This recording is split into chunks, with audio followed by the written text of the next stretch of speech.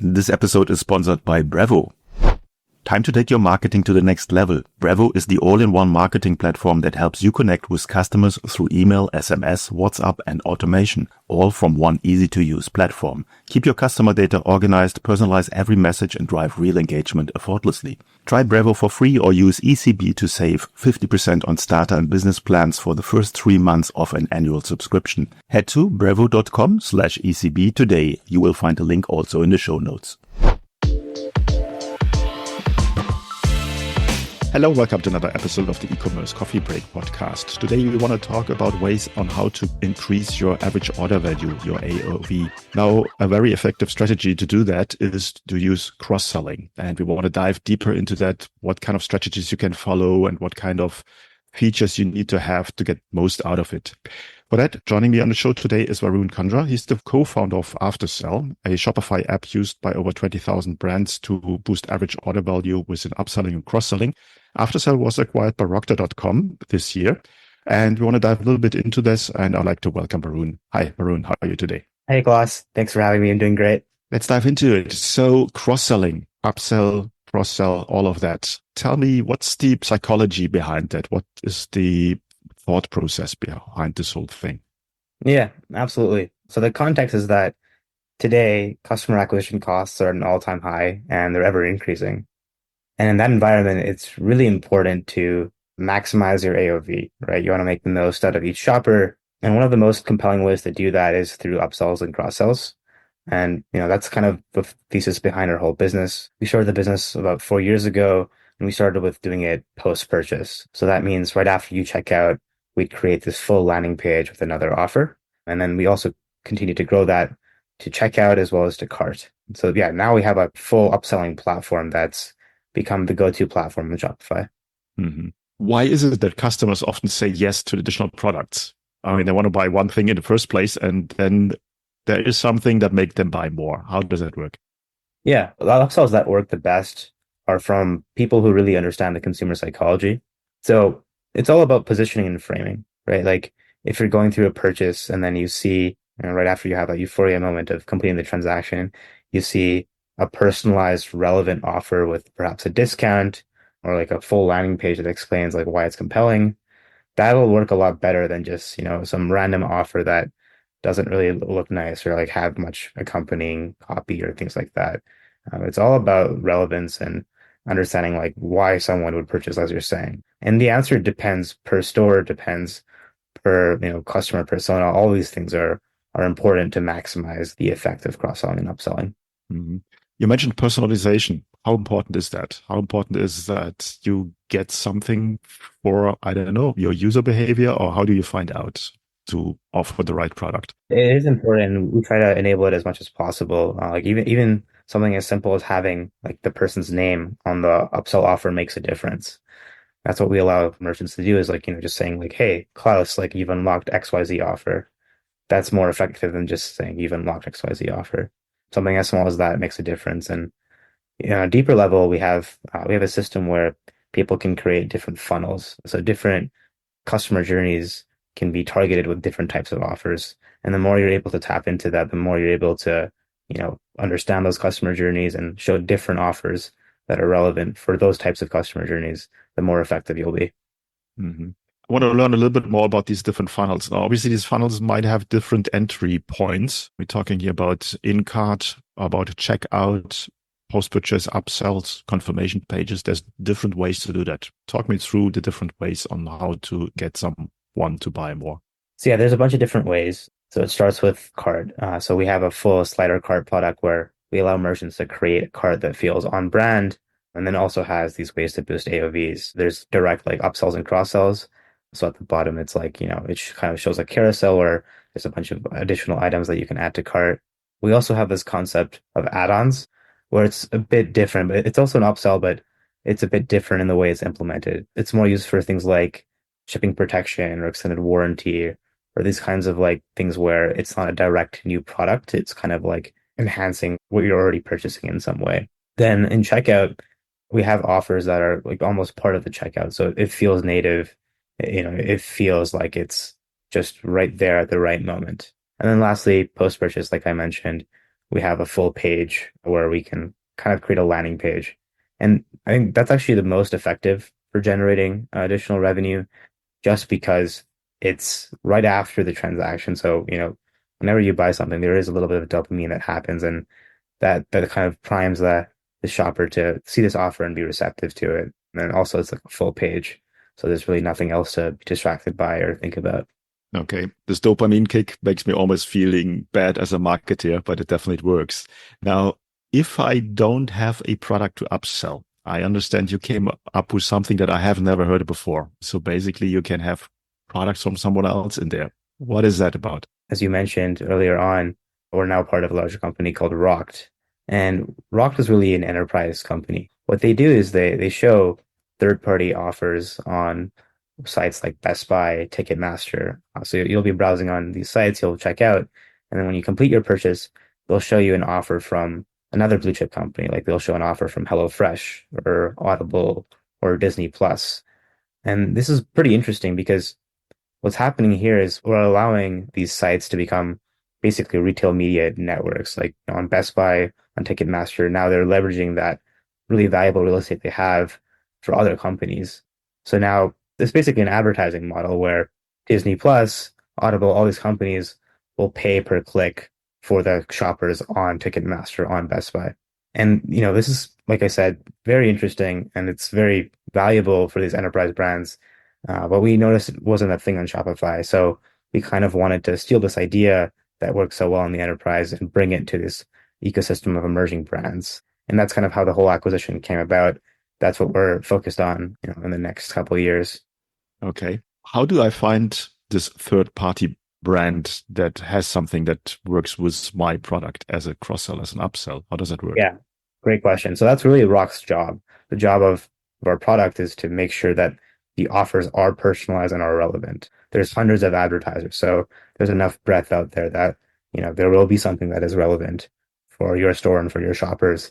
And that's also just like really very much in like the long-term incentive of our company, right? Like if we can't show personalized, relevant offers, those offers won't convert. And if they won't convert, then you won't be happy as the merchant and the advertisers won't be happy either. Now we are on a podcast. We cannot really show the app in real life. Talk me through the way on how you implement that and how do you control it? There might be advertisers having products that you don't want to have, or the other ways you want to be picky. How does it work? Yeah. So the actual implementation for Shopify brands is within AfterSell now. So, you just install the AfterSell app and there's a page for network offers and you can basically set it up there. And yeah, you can block certain domains. So for example, if you don't want some XYZ advertiser, you can block that advertiser's domain. And you can also block verticals and sub-verticals. So if you don't want a category of advertising, you can block that entire category. And yeah, you can also make sure that the offers will look like they're part of your store. So we allow merchants to kind of change the UI, the colors, all these kinds of things to make it feel like it's part of their brand. And that's another just important part for conversion as well. Now, coming back to increasing average order value, where do I earn as a merchant on this kind of partnership? Yeah, so the way it works is that the advertisers pay per click, and then half of the revenue that's earned from that is shared with the merchant. So it's a 50-50 Okay. rev share model. And for the merchant, it's pure profit, right? Like there's no associated costs with doing that. And for us, there's lots of costs, obviously, but in a way, it's really like the merchant gets 90% of the profit and 10% of the profit goes to our company. Can you give me an example, and you don't need to name the brand, on what kind of results a merchant saw by implementing this kind of solution? Yeah, sure. Happy to talk about some of the brands that we work with. We work with lots of top brands on Shopify, True Classic, Jonesford Beauty, Skims. I won't go into their specifics like you mentioned, but basically it's based on how many transactions they have. So one of the largest brands we work with has like hundreds of thousands of transactions a month. And so, they're able to generate 30 cents for every single transaction. So that can be like 30,000 a month in pure profit just from this concept. And now a quick break to thank the sponsors of today's episode. Are you looking to take your business marketing to the next level? Meet Brevo, the all-in-one marketing and CRM platform designed to help you connect with customers, drive engagement, and grow your business. With Bravo, you can manage all your customer interactions in one place, nurture leads through their built-in CRM, reach them through email and SMS, and goose retention with powerful automations. Effortlessly create personalized multi-channel campaigns that ensure every single customer gets the right message at the right time. And that's not all. Bravo offers AI-driven personalization, advanced analytics, seamless integrations, and more, giving you everything you need to market smarter, not harder. Get started for free or use code ECB to save 50% on starter and business plans for the first 3 months of an annual subscription. Head over to bravo.com/ECB and take your marketing further with Bravo. You will find the link in the show notes. Okay, that sounds very interesting.